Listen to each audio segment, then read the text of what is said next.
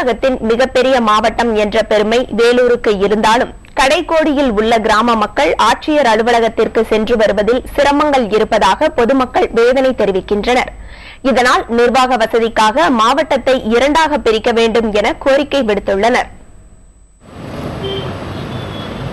தமிழகத்தில் 13 சட்டப்பேரவை தொகுதிகளையும் 2 நாடாளுமன்ற தொகுதிகளையும் உள்ளடக்கிய வேலூர் மாவட்டம் ஏறத்தாழ 40 லட்சம் மக்கள் தொகை கொண்டது. இந்த மாவட்டத்தில் ஒரு மாநகராட்சி, 11 நகராட்சிகள், 22 பேரூராட்சிகள் உள்ளன. சுமார் 150 கிலோமீட்டர் சுற்றளவில் பறந்து விரிந்துள்ள போதிலும் இந்த மாவட்டத்தின் கடைக்கோடியில் உள்ள கிராம மக்கள் எந்த ஒரு தேவைக்காகவும் ஆட்சியர் அலுவலகம் சென்று வருவதில் கடும் சிரமத்தை சந்திப்பதாக கூறுகின்றனர்.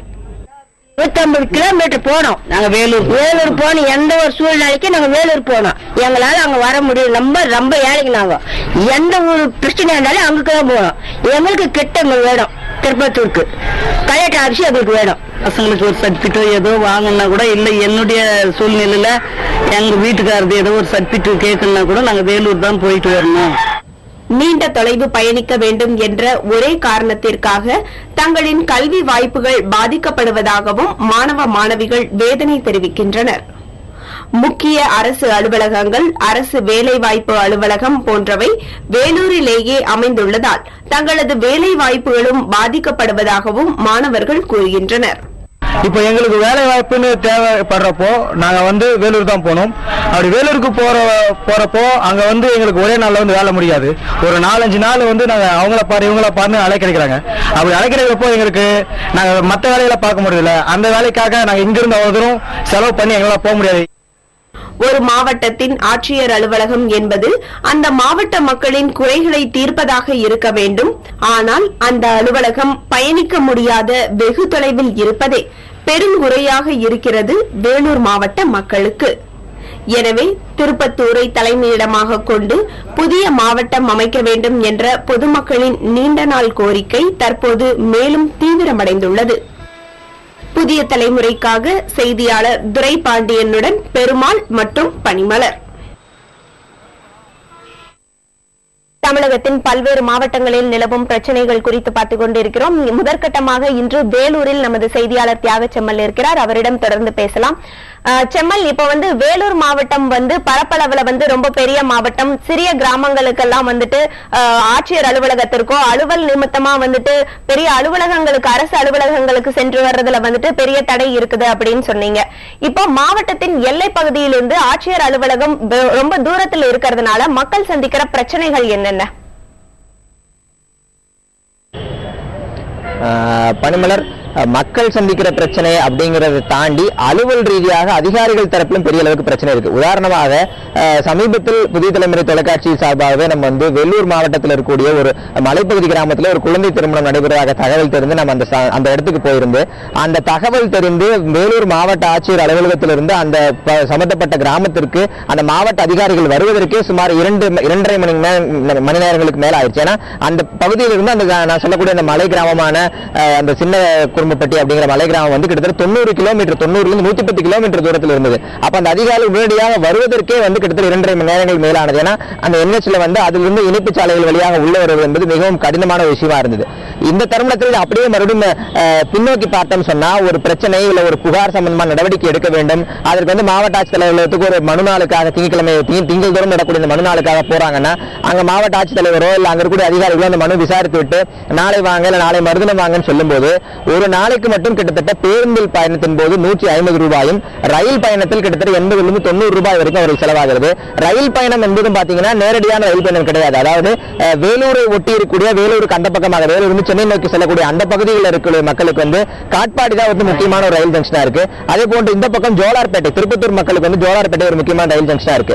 இதெல்லாம் தாண்டி திருப்பத்தூர் மாவட்டத்தை, அதாவது வேலூர் மாவட்டத்தை திருப்பத்தூர் தலைவமாக கொண்டு ஏன் இரண்டாக பிரிக்க வேண்டும் அப்படின்னு மக்கள் தரப்புல பல்வேறு கோரிக்கைகள் இருக்கு.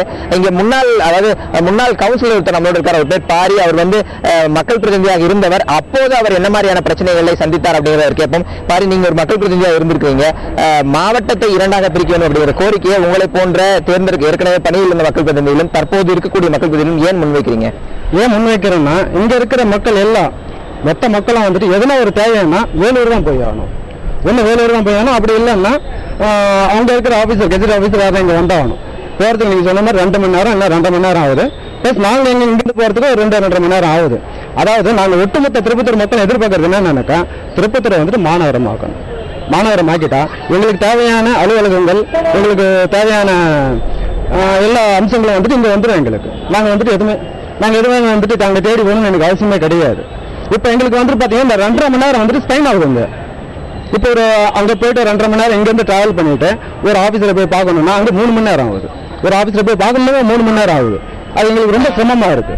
அதனால அதே மாதிரி இவர் சொல்லது போல பல்வேறு கோரிக்கைகள் வைக்கப்படுது. கோபின்னு மற்றொரு நபர் நம்மோடு இருக்காருடன் பேசலாம். கோபி, இப்ப மக்கள் பிரதிநிதிகள் பிரச்சனை தாண்டி பொதுமக்கள் அன்றாடம் இந்த மாவட்ட தலைநகரை சென்றடைவதற்கோ இல்ல மாவட்டத்தை பிரிக்க வேண்டும் கோரிக்கை வைப்பதற்கோ காரணம் என்ன?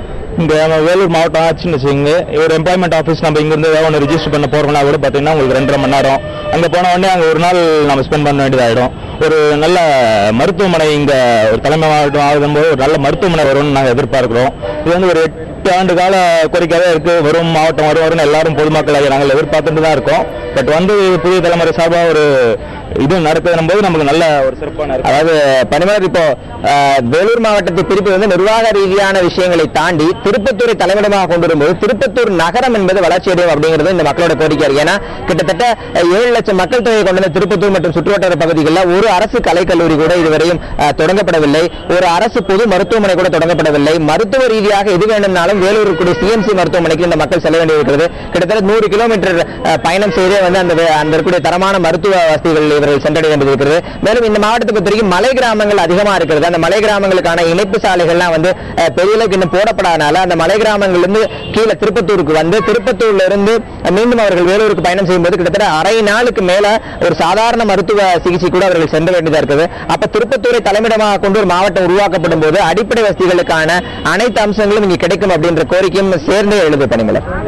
செம்மல், இப்போ அரசு அலுவலர்களுக்காகட்டும் பொதுமக்களுக்காகட்டும் இவ்வளவு நடைமுறை சிக்கல்கள் இருக்கிற சூழ்நிலையில திருப்பத்தூரை மையமா கொண்டு ஒரு மாவட்டம் அமைக்கிறதுல அரசு ஏன் அக்கறை காட்டல? தொடர்ச்சியாக வந்து நிர்வாக ரீதியாக மாவட்டங்களை பிரிப்பது அப்படிங்கிற முயற்சியில தமிழக அரசு தொடர்ந்து ஈடுபட்டு வர்றாங்க. ஏற்கனவே நம்ம பல உதாரணங்களை பார்த்திருக்கோம். இப்ப கோவை மாவட்டத்திலிருந்து திருப்பூர் மாவட்டத்தை பிரிக்க வேண்டும் என்ற கோரிக்கை நீளாட்டில் இருந்தது. பின்னர் திருப்பூர் வந்து மாவட்டமாக அறிவிக்கப்பட்டு திருப்பூர் வந்து முதற்கட்டமாக மாநகராட்சி அறிவிக்கப்பட்டது. பின்னர் திருப்பூர் மாவட்டமாக அறிவிக்கப்பட்டு தற்போது இந்த மாவட்டத்தினுடைய செயல்பாடு நடந்து கொண்டிருக்கிறது. இப்படி பல கட்டங்கள் உதாரணத்துக்கு முன்பு பெரிய மாவட்டமாக இருந்த திருநெல்வேலி மாவட்டம் பல மாவட்டங்களாக பிரிக்கப்பட்டது. இப்படி பல கட்டங்களிலும் வந்து மாவட்டங்களை வந்து நிர்வாக ரீதியாக பிரிப்பது அப்படிங்கிற முயற்சியில் தமிழக ஈடுபட்டு வராங்க. இருந்த போதிலும் பல அடிப்படை காரணங்கள், அதாவது ஒட்டுமொத்தமாக திருப்பத்தூர் நகரத்தினுடைய உட்கட்டமைப்பு வசதியை மேம்படுத்துவது, வேலூர் மாவட்டத்தில் உட்கட்டமைப்பு வசதி மேம்படுத்துவது, போக்குவரத்து இணைப்பு சாலைகளை ஏற்கனவே சொன்ன இணைப்பு சாலைகளை மேம்படுத்துவது போன்ற விஷயங்களுக்கு பிறகு இது போன்ற ஒரு மாவட்டத்தை உருவாக்கினால் அந்த மாவட்டம் செயல்படுவதற்கு சரியான ஒரு தருணமாக அமையும். அதே போன்று திருப்பத்தூர் நகரத்துக்குள்ள வந்து இந்த மாவட்ட நிர்வாகத்தை கொண்டு வரும்போது கூடுதலான அரசு அலுவலகங்கள் வைப்பதற்கு போதிய அளவு இடமில்லை.